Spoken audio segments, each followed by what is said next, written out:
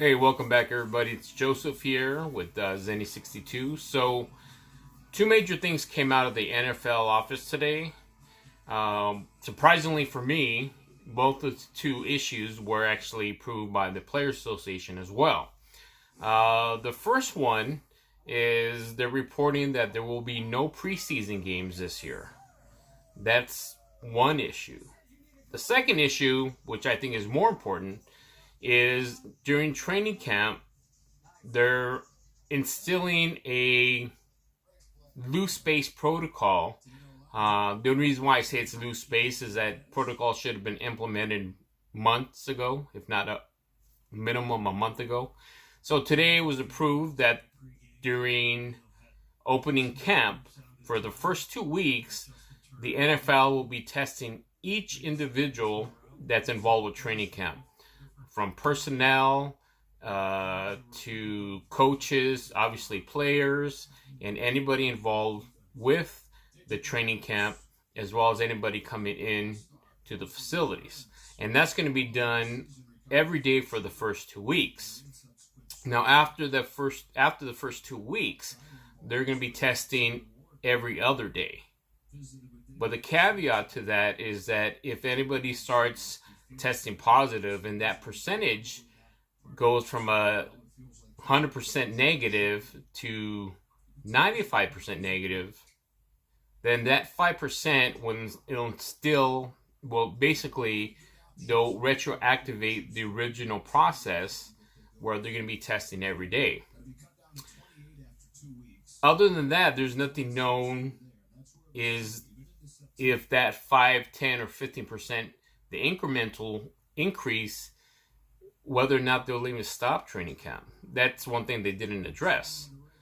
And going back to the first thing, dealing again, in my perspective, another health issue, is no preseason games.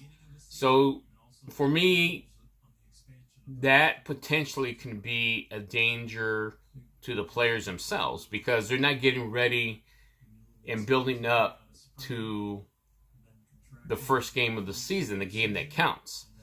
Now, to go to no preseason games and just go from practice to basically full throttle and once the season opens, there's bound to be injuries because incrementally you're getting used to live play during those preseason games. You're kind of building up to that.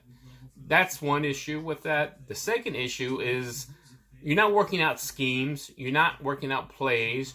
You're not seeing the players that are on the bubble, whether or not they'll make the roster. And so I don't know if I agree with that, but one of the things I'm thinking about, and I've said this all along, is that I always felt that the season should be moved maybe a month, maybe 2 months. That gives us a little more leeway, a little more time.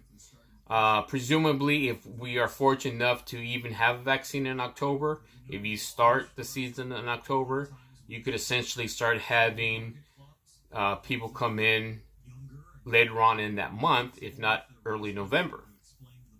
Now, the NFL has to know that the season presumably will be put on hold like baseball was and the NBA was, because the fact that they're eliminating 4 games from the preseason, not just 2, but 4, is a key indicator that they realize how bad this epidemic is and this pandemic is not ending anytime soon. And so they're trying to give themselves a cushion of essentially 4 weeks, if not 5. And so, again, I just think the NFL wasn't well prepared when you consider how proactive the NBA was, and to a certain extent, Major League Baseball as well. But it's a little disappointing to not have any preseason games. I think a lot of this could have been avoided if they from the beginning decided, okay, we're going to start our season in October this year or mid-October. Because you're giving yourself, if you do that, a minimum of 6 weeks. And within that 6 weeks, you can create your own bubble within training camps.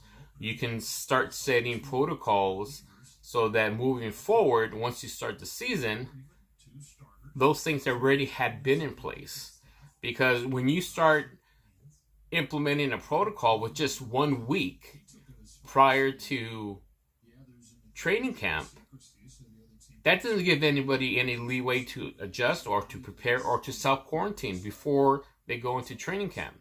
Now, as of today, 59 players have been tested, and 59 players have been tested positive, I should say.